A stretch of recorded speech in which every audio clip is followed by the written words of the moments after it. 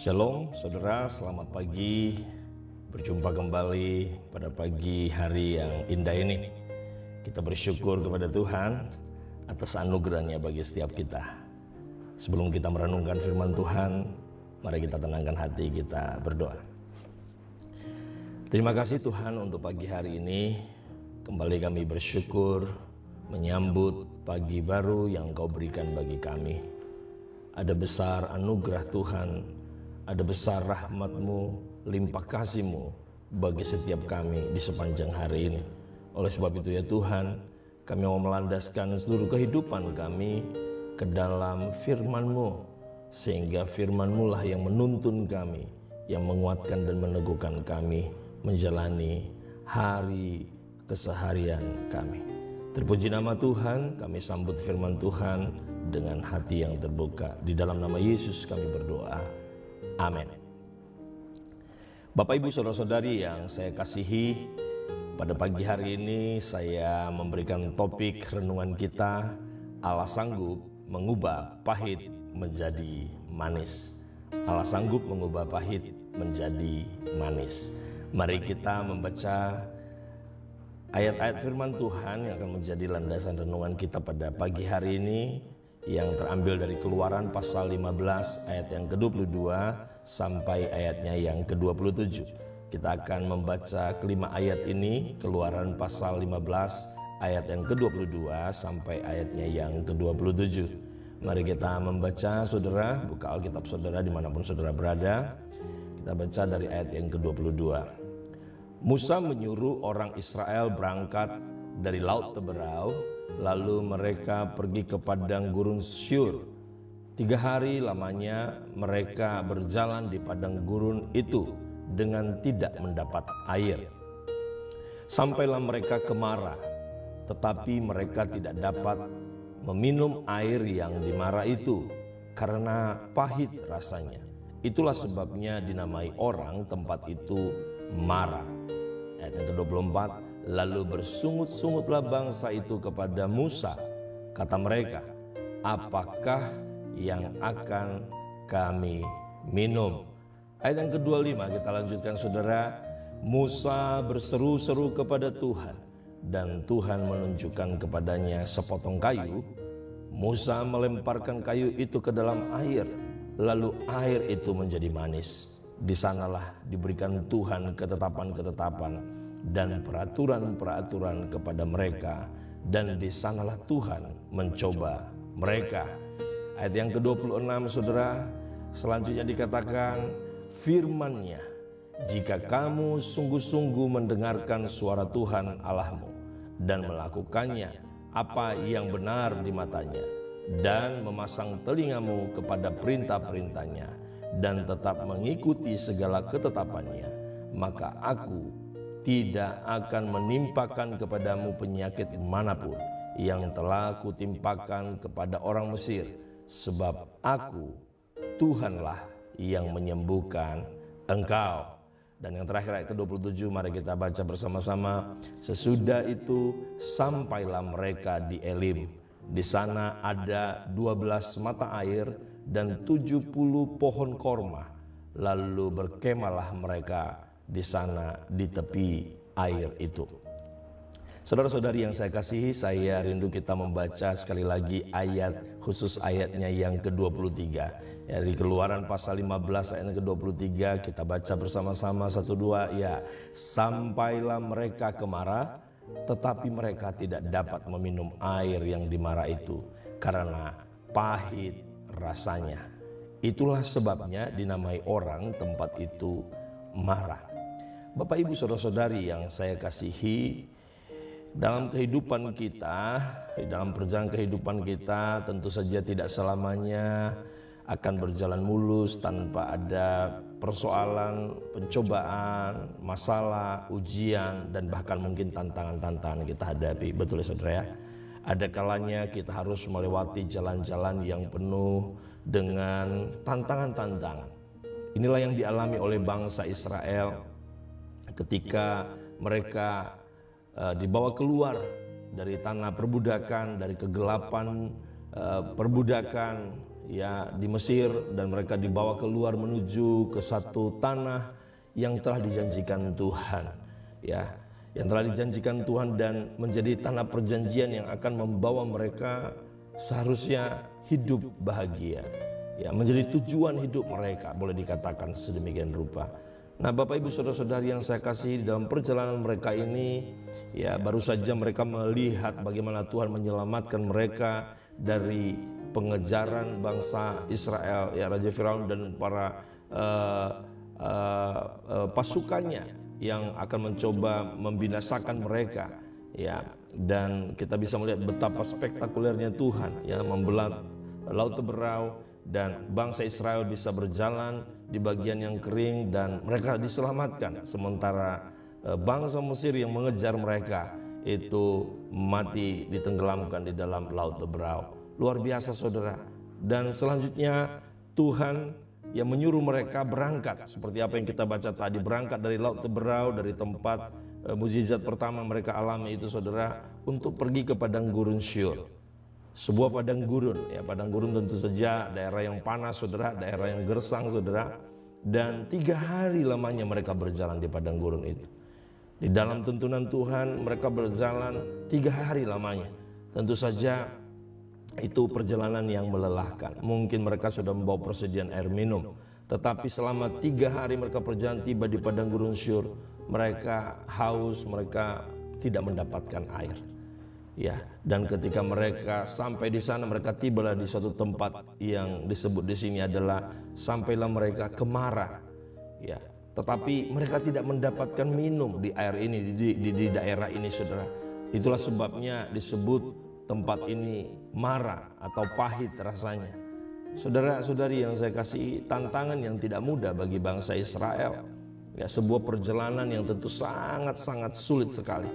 Namun Tuhan di dalam tuntunannya, ya, Tuhan yang memimpin mereka keluar dari bangsa Mesir, ya, dari tempat perbudakan Mesir di Mesir, ya, di dalam tuntunan Tuhan sendiri pun, ya, bangsa Israel diizinkan mengalami ini, saudara.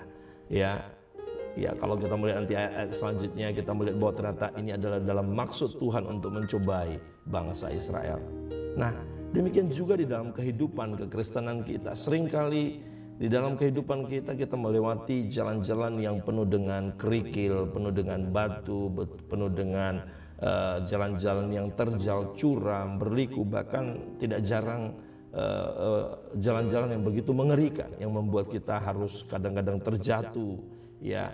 Pengalaman hidup yang juga hampir mirip seperti apa yang dialami oleh bangsa Israel, ya. Ketika mereka mencapai di tempat yang daerah yang disebut Mara itu, mereka tidak menemukan apa yang menjadi harapan mereka. Perjalanan 3 hari di padang gurun Syur tentu membuat mereka sangat haus, ya. Mereka berharap menemukan sumber mata air yang menyegarkan mereka.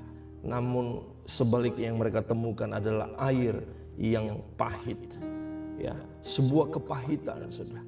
Apakah mungkin kita hari-hari ini pun demikian dalam perjalanan kehidupan kita? Kita berjalan sedemikian rupa, kita mengandalkan Tuhan, kita berkata, Tuhan, Engkau yang memimpin hidupku. Namun sebaliknya dari apa yang kita harapkan, kita menemukan kebahagiaan, justru yang kita temui adalah Mara, ya. Betapa pahitnya kehidupan ini, karena kita harus berjumpa dengan persoalan demi persoalan, tantangan demi tantangan. Pengalaman hidup yang tidak manis, tetapi pengalaman hidup yang pahit yang kita justru rasakan. Bapak Ibu Saudara-saudari yang saya kasihi, pada pagi hari ini ketahuilah satu hal. Di dalam 1 Korintus pasal 10 ayat yang ke-13, di sana dikatakan, saudara, ya, pencobaan-pencobaan yang kamu alami ialah pencobaan-pencobaan biasa yang tidak melebihi kekuatan manusia. Sebab Allah setia, dan karena itu Ia tidak akan membiarkan kamu dicobai melampaui kekuatanmu. Ya, pada waktu kamu dicobai, Ia akan memberikan kepadamu jalan keluar sehingga kamu dapat menanggungnya. Saudara, apa yang dilakukan oleh Allah kepada bangsa Israel bukanlah membawa bangsa ini ke dalam penderitaan sesungguhnya, tidak. Walaupun bangsa Israel selalu saja menggerutu di hati mereka, apakah tidak ada tempat yang indah di Mesir sana? Apakah tidak ada kuburan lagi di Mesir sehingga kami harus mati di padang gurun? Saudara, mungkin di hati mereka bertanya-tanya, mengapa Tuhan membawa mereka meninggalkan Mesir. Hari ini saya juga mau berkata kepada setiap kita, pencobaan-pencobaan yang kita alami di dalam kehidupan kita seringkali membuat kita bertanya-tanya, Tuhan, apakah Engkau masih menuntun hidupku? Tuhan, apakah Engkau ada dalam setiap persoalan dan masalahku? Saudara, firman Tuhan jelas di dalam 1 Korintus 10 ayat 13, pencobaan-pencobaan itu sesungguhnya adalah pencobaan yang biasa. Terkadang pencobaan itu digunakan Tuhan, dipakai atau diizinkan Tuhan untuk melihat kemurnian hati kita. Karena pencobaan yang Tuhan izinkan kita alami itu adalah pencobaan yang tidak melebihi kekuatan kita. Tuhan tidak akan membiarkan kita jatuh sampai tergeletak, saudara. Bahkan di dalam ayat dikatakan pada waktu kita dicobai, pada waktu kita mengalami persoalan, Allah sendiri yang akan memberikan jalan keluar bagi kita, sehingga kita bisa dapat menanggungnya. Saudara-saudari yang saya kasihi, itulah yang dialami oleh bangsa Israel pada pagi hari ini dalam pembacaan kita. 3 hari lamanya mereka berjalan di padang gurun dengan tidak mendapat air. Ketika sampai mereka di Mara, mereka justru tidak dapat meminum air yang ada di Mara itu, karena pahit sekali rasanya. Kita bisa bayangkan rasa pahit itu bagaimana. 3 hari berjalan di padang gurun Syur, pasti mulut sudah pahit, saudara. Lalu begitu tiba melihat air, waduh, dari jauh mereka lihat air, rasanya dahaga akan terobati. Tapi begitu mereka cicipi, justru kepahitan lagi yang mereka rasakan. Rasa pahit lagi, suatu rasa yang tidak enak. Mungkin ketika mereka menyentuh bibir mereka, air di Mara itu rasanya seperti empedu, saudara. Saya pernah satu kali makan hati ayam itu, sudah masih ada empedu dan pahit sekali rasanya. Satu gambaran dari kesukaran dan kesesakan mungkin kalau di dalam konteks pergumulan kehidupan kita. Bapak Ibu saudara-saudari yang saya kasihi, tentu saja keadaan ini sangat tidak mengenakan, sangat tidak menyenangkan bagi bangsa Israel. Dan mungkin bagi kehidupan kita hari-hari ini, ada keadaan-keadaan yang membuat kita rasanya tidak nyaman dalam hidup ini. Berbeda dari apa yang kita harapkan.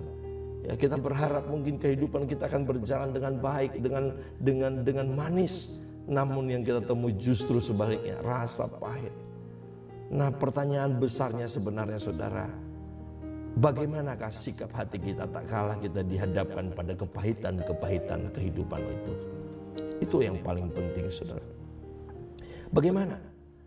Apa yang menjadi respon kita ketika kita diperhadapkan di dalam keadaan-keadaan kepahitan kehidupan itu?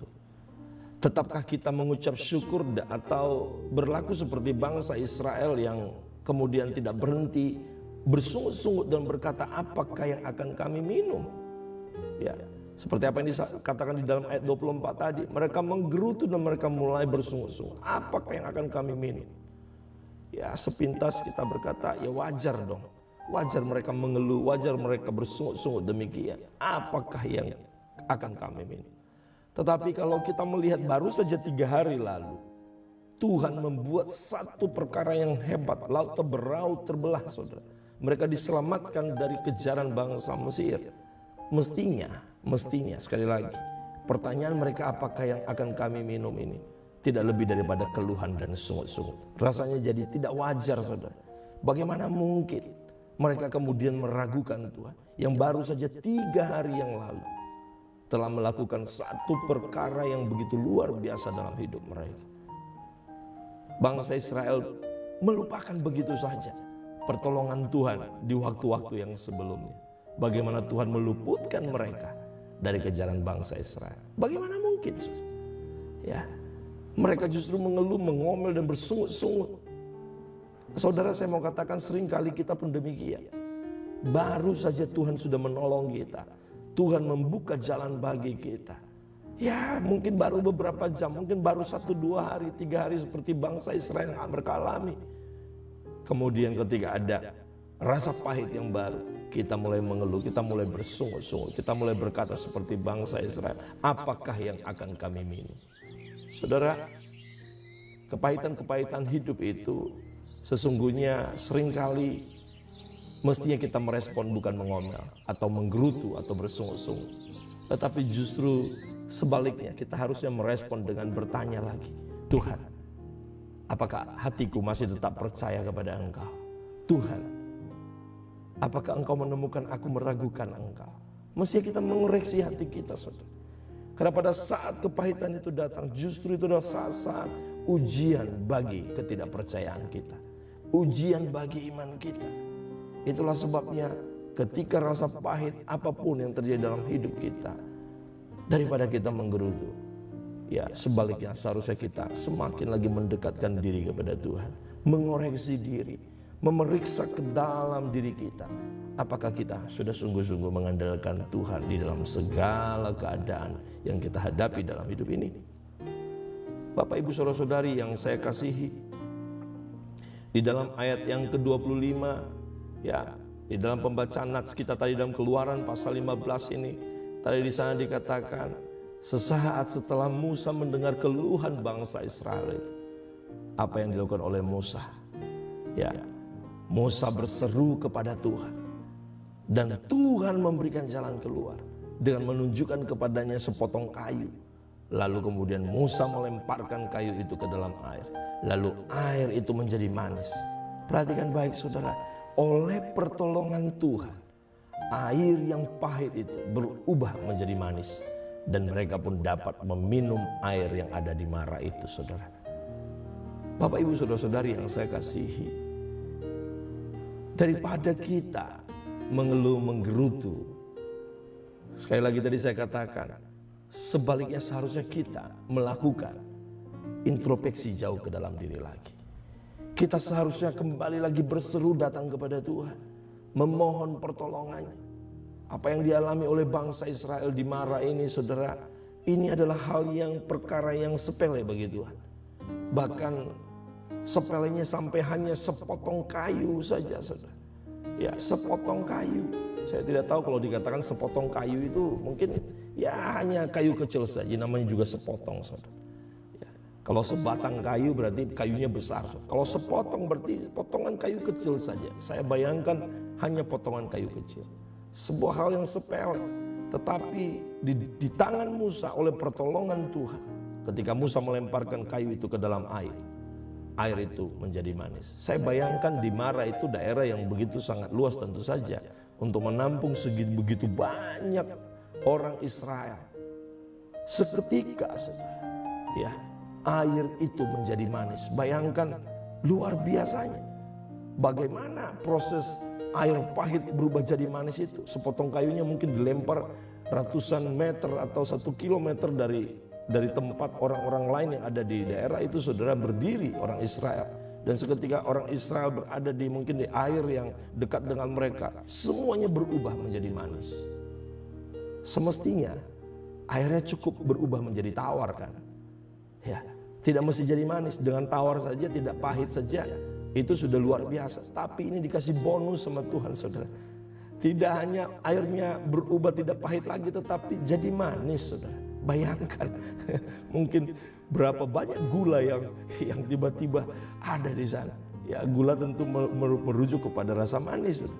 Manis yang begitu saya percaya kalau manis dari Tuhan adalah manis yang sempurna. Amin, saudara. Pertolongan Tuhan akan membawa ke dalam jalan-jalan yang membawa rasa manis dalam hidup kita. Manis berbicara adalah sebuah keindahan, saudara. Ya, manis berbicara di sana tidak ada rasa pahit. Manis adalah ketiadaan pahit, saudara. Berarti ketika Tuhan menolong kita, Dia akan membawa kita ke dalam kualitas kehidupan yang terbaik, saudara. Nah, yang perlu kita lakukan adalah kita harus mendengarkan firman-Nya. Itulah yang disampaikan oleh Tuhan di dalam ayat yang ke-26 melalui firman-Nya. Dia berkata begini kepada bangsa Israel melalui Musa, jika kamu sungguh-sungguh mendengarkan suara Tuhan Allahmu dan melakukan apa yang benar di matanya, dan memasang telingamu kepada perintah-perintahnya, dan tetap menjadi mengikuti segala ketetapannya, maka aku tidak akan menimpakan kepadamu penyakit manapun yang telah kutimpakan kepada orang Mesir. Sebab aku Tuhanlah yang menyembuhkan engkau. Luar biasa, saudara, ya. Firman Tuhan ini sebenarnya sesuatu yang dapat dan mampu dilakukan oleh bangsa Israel. Namun seringkali kepahitan hidup yang membuat mereka melupakan firman yang mungkin sangat sederhana ini, namun sulit di dalam melakukannya. Nah, hari ini saudara dengar baik firman Tuhan. Kalau kita ingin meraih rasa manis yang sejati yang datangnya dari Tuhan, rasa manis di mana di sana tidak ada rasa pahit, maka yang perlu kita lakukan, kita harus sungguh-sungguh mendengarkan suara Tuhan. Amin.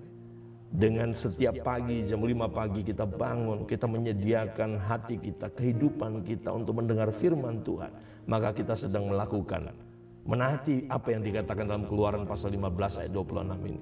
Kita sungguh-sungguh mendengarkan suara Tuhan. Ya, karena dengan kita sungguh-sungguh mendengarkan suara Tuhan, mendengarkan firman Tuhan, maka iman kita akan dibangkitkan. Dan tidak hanya cukup mendengar, di sana juga apa? Melakukan apa yang benar di matanya. Artinya melakukan firman-Nya dan memasang telinganya kepada perintah-perintahnya, menaati, mengikuti segala ketetapannya.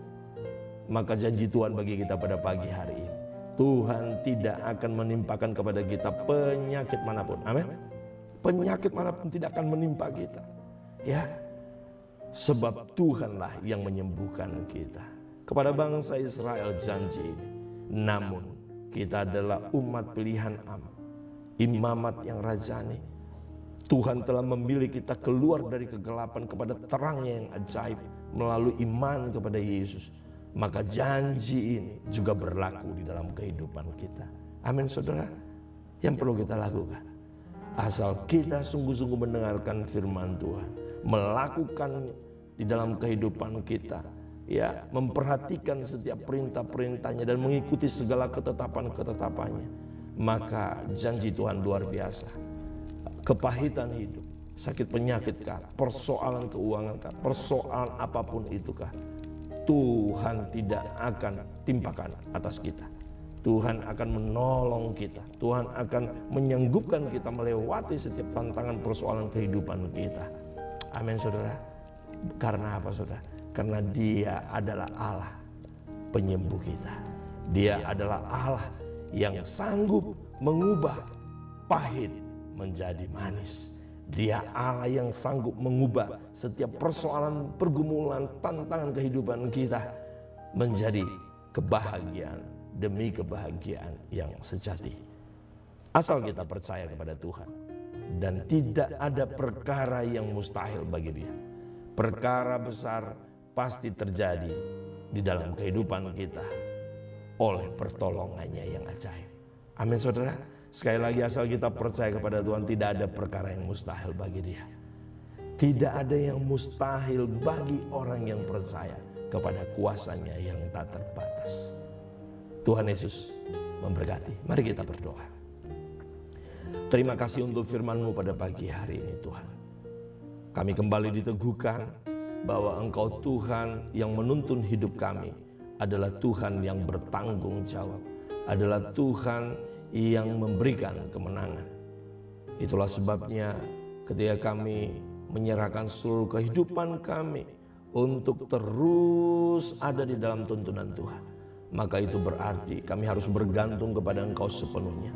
Sekalipun ada banyak persoalan tantangan yang Tuhan izinkan kami hadapi, kami alami, namun kami percaya pertolongan Tuhan akan mengubahkan setiap tantangan itu, setiap kepahitan-kepahitan itu akan Tuhan ubahkan menjadi rasa manis, rasa kebahagiaan yang sejati yang akan kami nikmati di dalam kehidupan kami. Terima kasih Bapa. Hamba berdoa bagi setiap umat-Mu. Biarlah umat-Mu, siapapun kami, orang-orang yang percaya kepada Tuhan, biarlah kami senantiasa mendengarkan, merenungkan firman-Mu siang dan malam, memperhatikan ketetapan-ketetapan-Mu, melakukannya di dalam kehidupan kami. Dengan demikian, tuntunan-Mu atas hidup kami, garansi-Mu atas setiap janji-janji-Mu terjadi di dalam kehidupan kami. Terima kasih Tuhan, hamba serahkan setiap kami ke dalam tangan Tuhan. Engkau yang menuntun kehidupan kami di sepanjang hari ini. Bila ada yang sakit, Engkau jamah sembuhkan di dalam nama Yesus. yang berbeban berat. Engkau beri kelegaan, Engkau berikan semangat yang baru bagi setiap kami. Terpuji namamu ya Tuhan sepanjang hari. Shalom.